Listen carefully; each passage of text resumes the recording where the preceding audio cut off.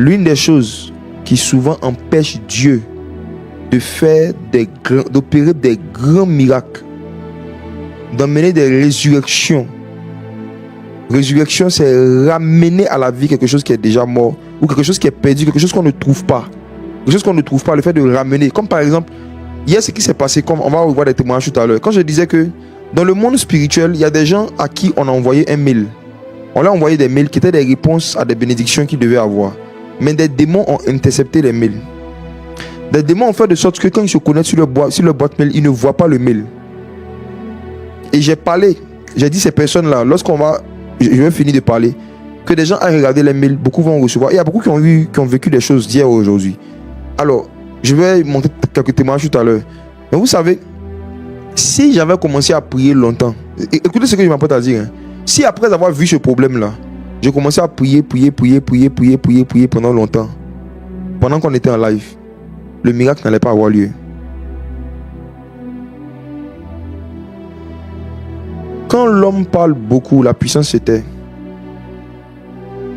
Et quand la puissance veut beaucoup agir, l'homme doit parler très peu. Je rembobine et je simplifie ce que je veux dire. Plus on veut que la voix de la puissance s'exprime, moins on doit entendre la voix de la chair, la voix de l'homme. C'est pourquoi Jésus a juste dit Lazare sort. Parce qu'il fallait qu'une grande puissance, il fallait que la voix de la puissance résonne. Donc il ne fallait pas qu'on entende beaucoup de mots humains. Je reprends. Quand l'homme bavarde beaucoup, la puissance n'est pas beaucoup. Quand l'homme parle beaucoup, la puissance diminue. Même quand Dieu voulait créer le soleil, ce grand et ce puissant soleil que nous avons, il a dit simplement que des luminaires paraissent et puis il s'est arrêté là. Vous allez voir que Dieu a créé de grandes choses avec des petits mots. Depuis Genèse, Dieu ne bavarde pas beaucoup pour faire beaucoup de choses. C'est un de ses comportements.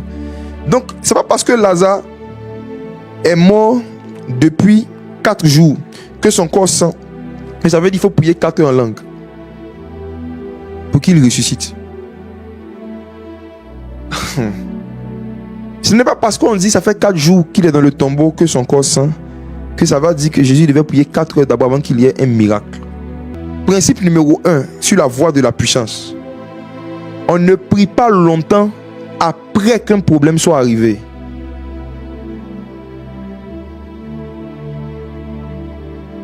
On ne prie pas longtemps après qu'un problème soit arrivé. Pourquoi? Parce que aucun médecin intelligent ne donne le vaccin contre la fièvre après que la fièvre ne soit arrivée. On vaccine lorsque tout va bien.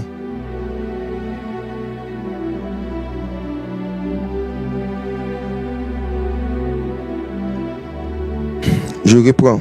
Je veux que ce soit ceux qui ont soif de Jésus puissent comprendre les Écritures et la puissance.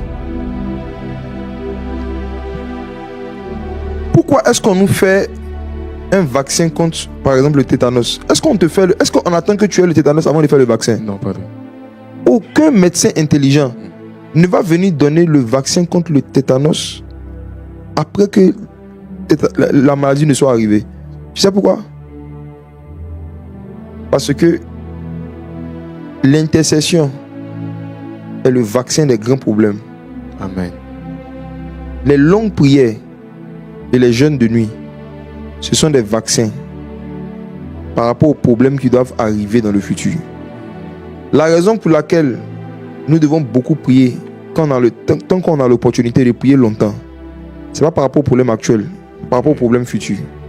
Amen. C'est parce que les gens n'ont pas fait des stocks de prières que quand les problèmes arrivent aujourd'hui, ils sont impuissants.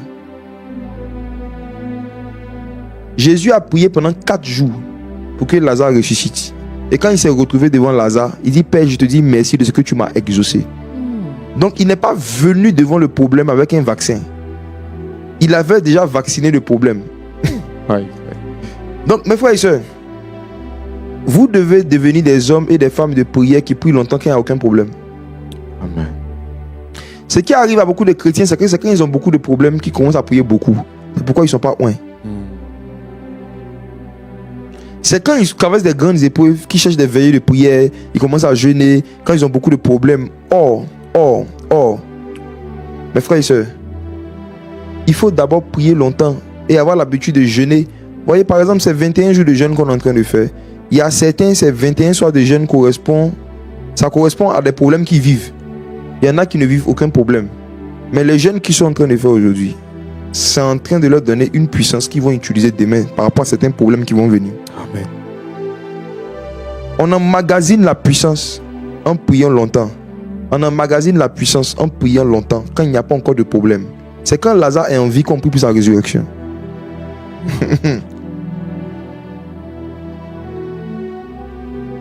Donc, engagez-vous dans des temps de longue prière personnelle.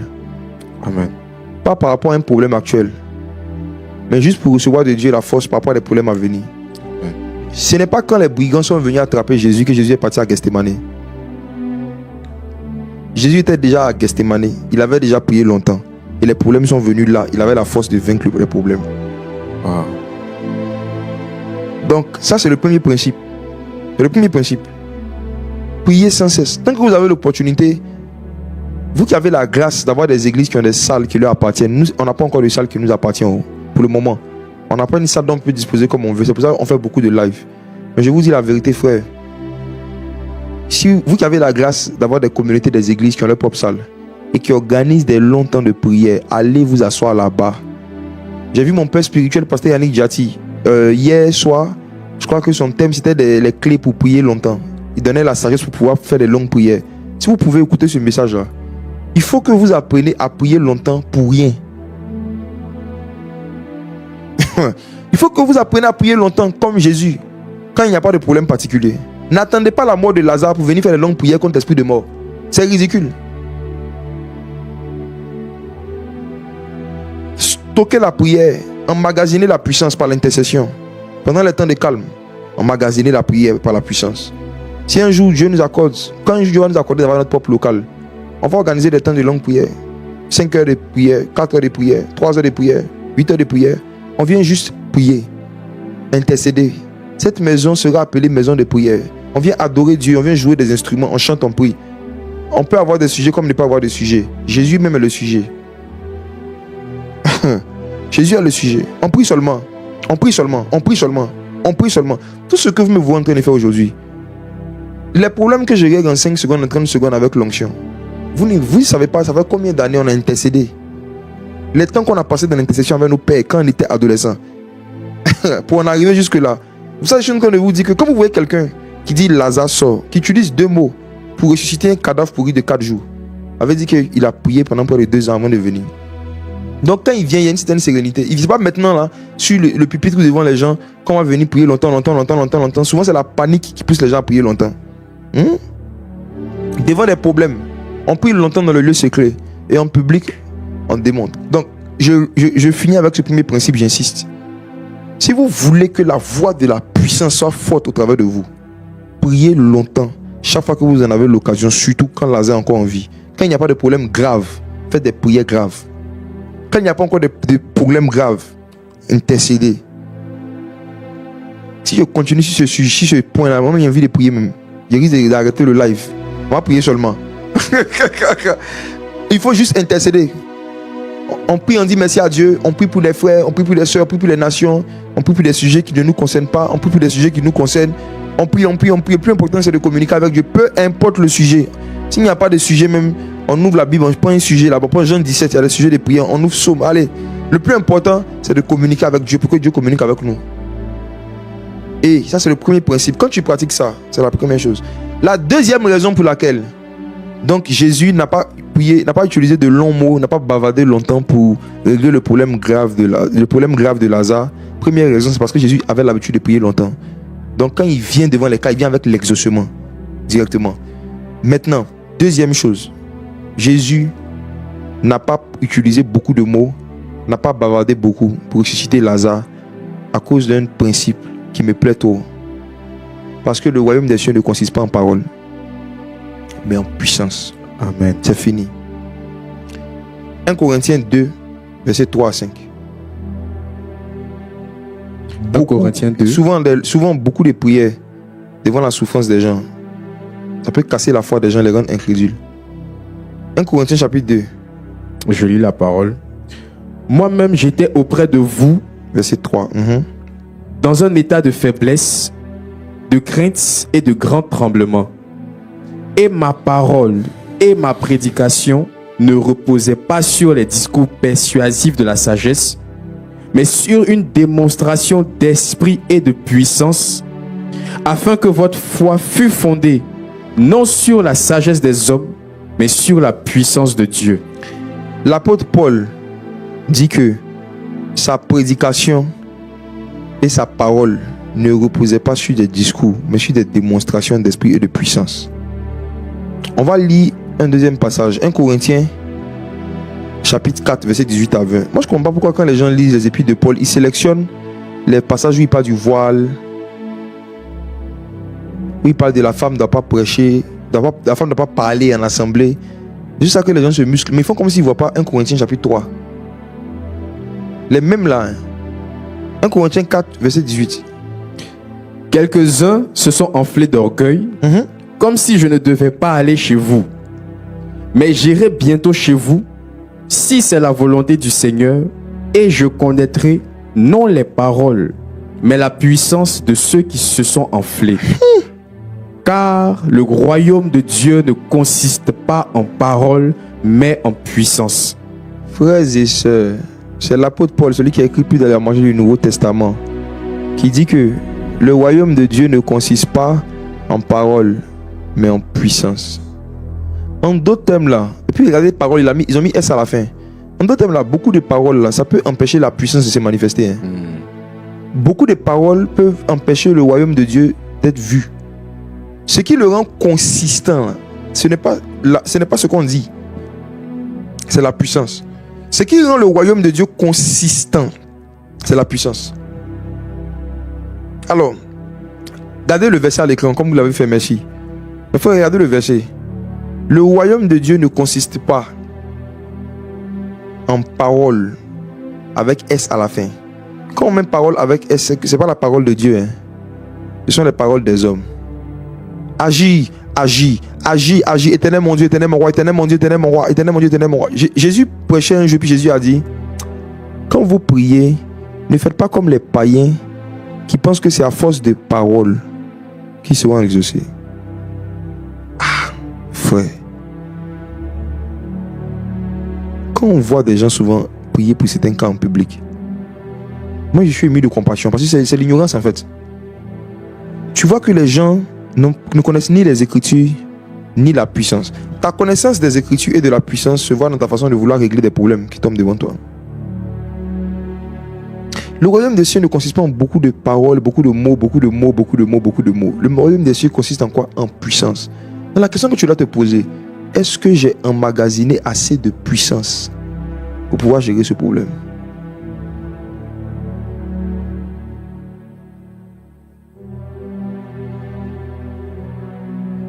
Alors, voici. Si vous êtes d'accord avec l'apôtre Paul, ça veut dire que moins il y a de paroles humaines, donc avec S à la fin, dans une affaire, plus il y a la puissance qui se dégage. C'est pourquoi, pour ressusciter un cadavre, on dit Lazare sort. Maintenant, retournons sur Lazare et on va voir ensemble dans Jean chapitre 11, lorsqu'on laisse la voix de la puissance s'exprimer et qu'on n'utilise pas beaucoup de mots humains, qu'est-ce que ça peut créer? Tout ce que ça peut créer. Regardez avec moi Jean chapitre 11, prenez à partir du verset regardez s'il vous plaît le verset 43. Ayant dit cela, il cria d'une voix forte. Une voix forte. Replace forte par puissante. Ayant dit cela, il cria d'une voix puissante. Lazare sort. Ensuite, et le mort sortit. Pause. Relis ça encore. Et le mort sortit. Qui sortit? Le mort. Saviez-vous que lorsque Jésus a dit Lazare sort, Lazare était encore mort lorsqu'il est sorti.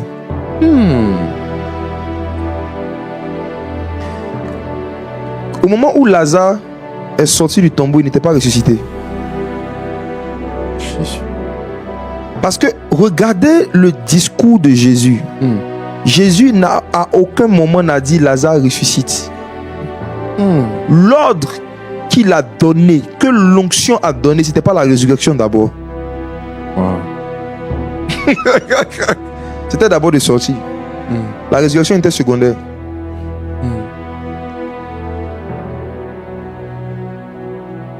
Permettez-moi de répondre ça. C'est sucré. Jésus n'a pas dit Lazare ressuscite. Il dit Lazare sort. Écoute, au moment où il a dit cela, ça faisait 4 jours que Lazare était mort. Son corps sentait. Et son âme était dans le séjour des morts. Et sous la loi, c'était la mort qui avait les clés du séjour des morts. L'esprit de mort gardait les âmes de tous ceux et celles qui mouraient. Donc l'âme de Lazare était entre les mains de la mort. Et Jésus n'a même pas parlé à la mort. Jésus n'a pas dit esprit de mort, laisse Lazare. Jésus n'a pas dit esprit de mort, sors. Jésus dit Lazare, sors. Alors, il n'est pas en train de parler à son corps. Parce que comme je vous le répète, son corps était pourri et son corps ne pouvait pas entendre un ordre. Jésus est en train de parler à son âme. Et l'âme entend l'onction. L'âme n'entend pas les voix. L'âme n'entend pas les voix humaines. L'âme entend l'onction. C'est-à-dire, actuellement, tes oreilles entendent ma voix. Mais ce que tu es en train de ressentir dans ton corps, c'est la voix de la puissance. Il y a ce que ton corps entend et il y a ce que ton âme entend. Ton corps entend la voix de l'homme de Dieu. Ton âme entend la voix de la puissance. Donc quand l'âme de Lazare entend Lazare sort, l'âme de Lazare n'a pas d'abord cherché à savoir si le corps était revenu à la vie. Le mort sorti. Le mort sorti. Les autres mots même du verset sont graves. Je ne suis pas pressé d'arriver là-bas. Mais regardez d'abord le miracle. Regardez ce que l'onction peut faire. Oh, le mort sorti. Pendant qu'il sortait, il était mort. Maintenant, je vais te dire quelque chose. Dieu n'a pas besoin d'attendre que ta situation change pour que la situation lui obéisse. Amen. Ce qui montre que Jésus est Dieu, c'est que les vivants et les morts lui obéissent. Les morts et les vivants sont soumis à sa puissance. Quand il dit Lazare sort, le mort s'est débrouillé, le mort est sorti. Maintenant, les frères, où ça va aller loin? Où on va aller très loin? Où on va aller très loin? C'est dans la suite des mots. Suivez-moi attentivement. Si une personne est vivante, par exemple, Joseph, toi tu es vivant. Si tout de suite je viens bander tes pieds et tes mains, même étant vivant, est-ce qu'avec les pieds et les mains liés, est-ce que tu peux marcher? Je ne peux pas marcher. Si tu es vivant, mais qu'on attache, on lie tes pieds, on lie tes mains, et que je te dis Joseph sors, est-ce que tu peux sortir? Je ne peux pas sortir. Maintenant, regarde le verset. Non seulement Lazare était mort, mais il avait les pieds et les mains liés. Comment est-ce qu'il s'est déplacé? Comment est-ce que le corps de Lazare a quitté le tombeau pour venir dehors avec les pieds et les mains liés et étant mort? Comment? Mystère. La voix de l'onction, de la puissance. Écoute, mes frères et sœurs.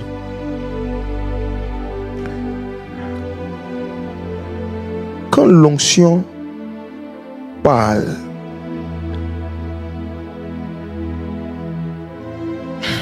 c'est là qu'on parle du surnaturel. Il y a un ensemble de mécanismes surnaturels qui se mettent en place pour exécuter ce que l'onction a dit. Et après, maintenant, on va réfléchir qu'est-ce qui s'est passé. Comment... J'aimerais vous montrer quelques miracles qui se sont passés hier soir, lorsque la voix de la puissance a déclaré quelque chose. Yes. Je vais vous montrer quelques miracles qui se sont passés dans quelques pays. Et puis, on va revenir ici tout à l'heure. Le mort sorti, les pieds et les mains liées de bandes. En plus, le visage enveloppé. C'est-à-dire qu'il était même aveugle, il ne voyait rien. Mais il est sorti. Mort, lié, aveugle, il est sorti. Chaque fois que Jésus parle, voici le mystère. Il y a des personnes qu'on appelle les anges qui regardent qui parle. Si c'est un homme qui parle, ils restent à leur place. Mais si c'est la puissance, c'est l'onction qui est en train de parler, il dit à l'un va et il va, l'autre vient et il vient. Ils exécutent la parole de la puissance. Lazare a été transporté par ceux qui exécutent les ordres de Jésus. Le centenier avait expliqué ce phénomène autour du ministère de Jésus. Dis seulement un mot.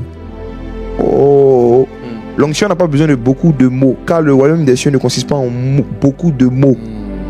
Dis seulement un mot, Jésus. Jésus, dis seulement un mot dans ma situation. Dis seulement une parole. Si Jésus peut faire sortir un mort d'un tombeau avec 2 mots, de quelle situation il peut te faire sortir avec une parole de connaissance? De quelle situation une parole prophétique, qui peut te faire sortir? On va voir quelques extraits de problèmes dont certaines personnes sont sorties hier soir par peu de mots. Vous pouvez regarder hier ceux qui n'étaient pas là, mais vous allez voir que franchement hier c'était un truc simple. On dit voici ce qui va se passer, puis c'est fini. Il n'y a pas eu beaucoup de paroles. Mais regardez ce qui s'est passé. Je vais demander à la régie de me mettre quelques extraits. Voici un exemple pratique de comment se manifeste la voix de la puissance. Ce qui s'est passé hier et qui va continuer à se passer ce soir. On va voir les témoignages d'hier d'abord. Regardez. Et je vous encourage vraiment, quand il y a ce genre de moment, de ne pas vous attendre à ce que l'homme de Dieu dise une parole sur vous. Ce n'est pas un bon comportement. Ce n'est pas la voix de l'homme de Dieu ou la parole de l'homme de Dieu qui va changer votre vie. Il faut que Jésus dise un mot ou 2. Alors, on a reçu un témoignage d'une sœur qui s'appelle Sephora. Je lis. Bonjour, je me nomme Sephora. Je n'ai que 17 ans et j'avais vraiment mal au dos, à la colonne vertébrale. Je n'arrivais pas à dormir. J'ai pensé à un palu parce que généralement pour moi ça commence par la douleur de mon dos. Après ma bouche amère, j'avais tous les symptômes du palu. Mais hier, pendant la prière, quand pasteur Jacques Amessa a dit de mettre la main là où on avait mal, j'ai mis ma main sur la colonne vertébrale, j'ai scellé les paroles. Après, quand j'ai commencé à dire Amen, j'ai commencé à voir que les douleurs disparaissaient peu à peu. Je ne croyais même pas. Après, j'ai commencé à bénir Dieu. Avançons un peu. Avançons un peu. Prochain témoignage. Je vois Grâce qui dit « Depuis longtemps, je souffrais de genoux qui se déboîtaient. Malgré mes prières, la douleur allait et venait, empirant avec les temps pluvieux et m'empêchant de faire certains mouvements. Mais juste après avoir pris la Sainte Seine, la puissance de Dieu a touché mes jambes. J'ai immédiatement sauté, j'ai fait des squats, j'ai lancé mes pieds. Plus aucune douleur. » Allons-y.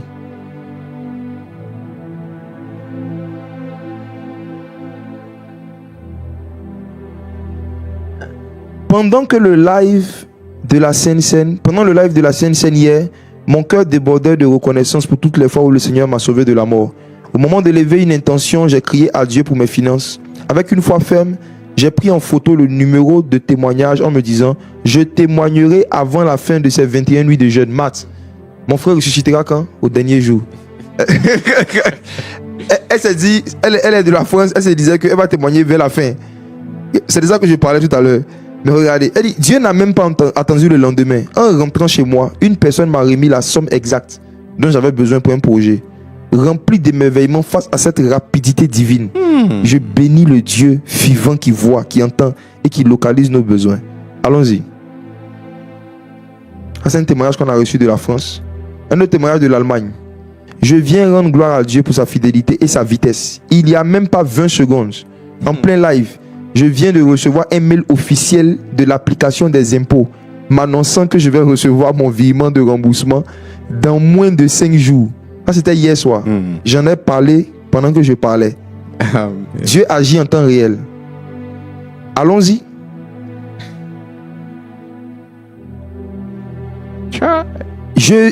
De la Côte d'Ivoire, je suivais initialement ces programmes de jeûne pour restaurer ma santé.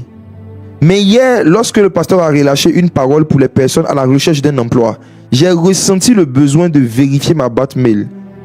Parce que c'est ce qui avait été dit, c'était l'instruction qui avait été donnée par le Seigneur. Je cherchais un job depuis un moment pour avoir des revenus, mais je ne suyais jusque-là que des refus ou des silences radio. En ouvrant mes messages, je suis tombé sur un mail inattendu datant du 30 avril. Est-ce que vous vous rappelez que vous parlez de ça hier? Yes. On peut vous envoyer un message dans le monde spirituel, des esprits vont intercepter. Vous n'allez pas voir ça dans votre boîte mail. Voici l'un des témoignages parmi tant d'autres. Mais frère, ça c'est les témoignages qu'on a sélectionnés. On a reçu beaucoup de différents pays du monde. Voici quelqu'un qui avait reçu un mail depuis le 30 avril où l'on me demandait expressément d'envoyer mon CV. Alors que toutes les portes semblaient fermées, le Seigneur a déterré cette opportunité et la personne a envoyé les captures écran. La personne a envoyé les captures écran pour montrer les preuves. C'est comme si le mail est réapparu. Comme on le disait hier. Regardez la suite. Beaucoup de personnes qui n'étaient pas là hier mais qui sont connectées vont vivre le même miracle tout à l'heure par la grâce de Dieu. Amen. Depuis 2024, ma pièce d'identité, ça c'est un témoignage du Canada, Queen du Canada. Ma pièce d'identité était totalement bloquée depuis 2024. Bien que tous mes papiers soient en règle, ce blocage paralysait ma vie. Impossible de finaliser mes documents importants, ni même de me présenter au concours.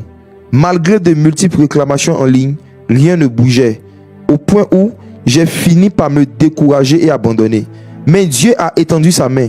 Après la prière d'hier soir, je me suis réveillé ce matin avec une nouvelle incroyable. On m'annonce que ma demande a enfin été clôturée depuis 2024. En allant vérifier le système, tout est validé. Mes informations sont correctes. Ma pièce va sortir très bientôt. Ce que l'administration a bloqué pendant 2 ans, Jésus l'a libéré en une seule nuit. Amen. Et puis la personne a envoyé la capture écran du Canada. Ah, Jésus. Allons prendre le témoignage. Yapo Karel de Côte d'Ivoire. Je m'appelle Yapo Karel. Ok, allons-y. Depuis un certain temps, je souffrais d'une violente et constante migraine. Hier, pendant que nous prions la Sainte Seine, j'ai littéralement senti comme si une opération chirurgicale se faisait dans ma tête. Ça battait très fort et j'ai eu une forte envie de vomir. Le Seigneur était en train d'arracher la maladie. Je suis totalement guéri. De plus, cela faisait des mois que je cherchais en vain un job de vacances. Juste après la prière du live, le décret est tombé. J'ai reçu un message juste après la prière m'annonçant que j'avais le travail. En une seule soirée, Jésus a restauré ma santé, débloqué mes finances. Amen. Allons prendre un autre témoignage. Burkina Faso. Dans la soirée, juste avant de me connecter pour suivre le live, j'avais une vive douleur qui s'est installée subitement au niveau de mon coude gauche. Sans attendre, j'ai connecté ma foi et j'ai pris le repas du Seigneur. Le miracle a été immédiat. Juste après avoir pris la Sainte Seine, toute la douleur a complètement disparu. Je bouge mon bras librement. Gloire au Seigneur. Allons-y pour notre témoignage.